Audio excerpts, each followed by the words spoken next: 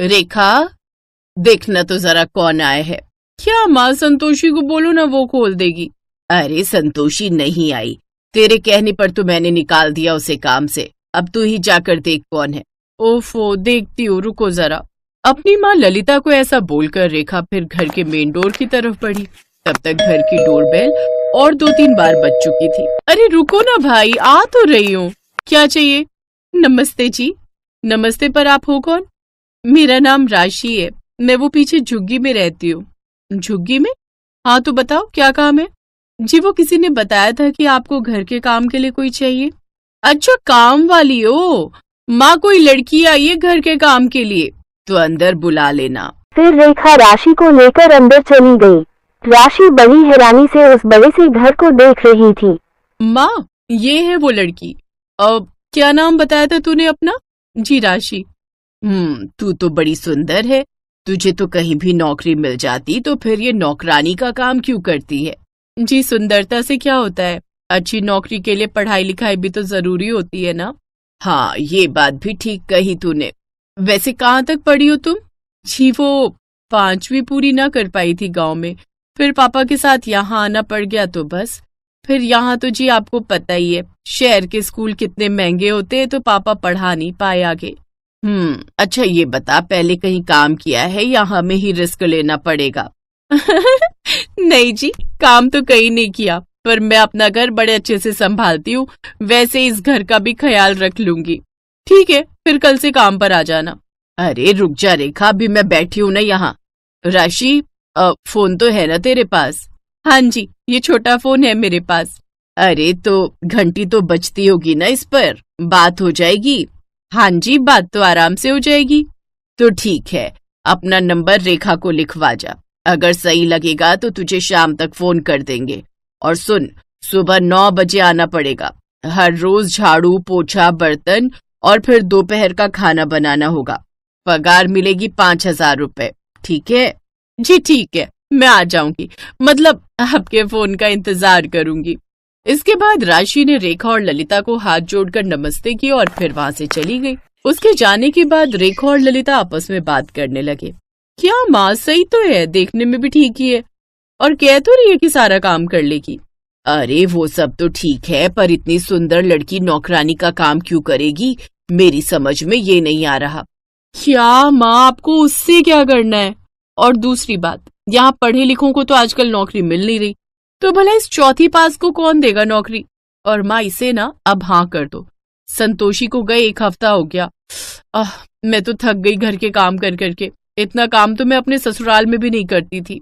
अरे पगली, ये पोछा लगाना झाड़ू लगाना प्रेग्नेंट औरत के लिए सही रहता है, समझी? बस ऐसे ही बोल बोल कर आप सारा काम करवा लेती हो मुझसे, पर अब और नहीं करूंगी मैं। वैसे भी मैं यहाँ आराम करने आई हूँ, ना कि घर के काम निपटाने। अच्छा बाबा, ठीक है, चल फोन लगा उसे। रेखा की जिद के आगे उसकी माँ की न चली और उसने राशि को काम पर रख लिया।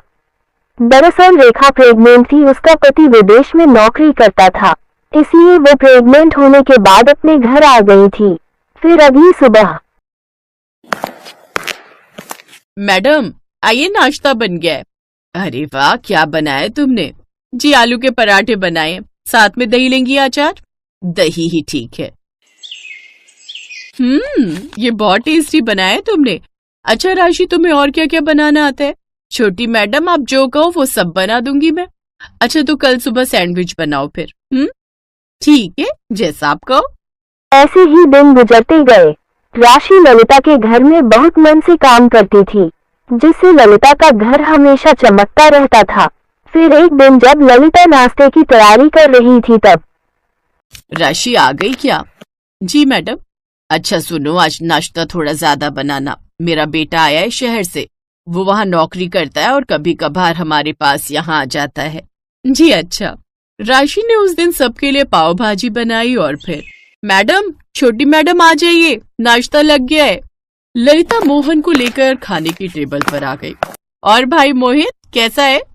ठीक हूँ दीदी, आप बताओ कैसे हो? देख तो रहा ही है, अब बस दुआ करती हूँ कि जल्दी से मेरा लल्ला या लल्ली जो भी हो मेरी गोद में आ जाए। अब और सब्र नहीं होता। हाँ दीदी, हम सब भी तो यही चाहते हैं। तू इससे मिला? ये हमारी नई मेड है राशि। अरे बड़ी अच्छी लड़की है, सारा काम करती है, खाना भी बहुत अच्छा बनाती है और मेरी बहुत देखभाल भी करती है। 3-4 दिनों तक अपनी माँ के पास रहने के बाद मोहित वापस शहर जाने लगा।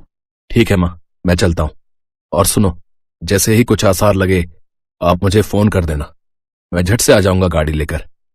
दीदी को अच्छे हॉस्पिटल में ले जाएंगे, ठीक है? मोहित अपनी माँ और दीदी से विदा लेकर चला गया। कुछ दिन बाद सुबह सुबह जब राशि नाश्ते की तैयारी कर रही थी, तभी अचानक तेज हवाएं चलने लगी और मूसलाधार बारिश होने लगी। तभी उनके घर के सामने ही एक बड़ा सा पेड़ आ गिरा। ये देखकर ललिता और रेखा घबरा गई और फिर वो हुआ जिसका डर था। रेखा को लेबर पेन शुरू हो गया। माँ, मुझे अस्पताल ले चलो प्लीज, बहुत दर्द हो रहा है। हे भगवान, ये क्या हो गया? घर के आगे तो पेड़ गिरा पड़ा है, एम्बुलेंस कैसे आ पाएगी? अब क्या होगा?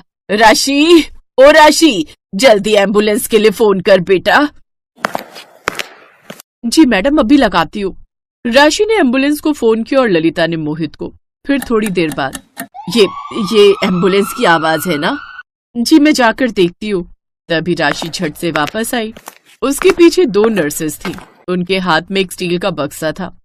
तभी राशि ने उन नर्सेस को देखकर कहा, hurry up, listen, you go and get some hot water and you go and sterilize the whole bed and prepare for the delivery.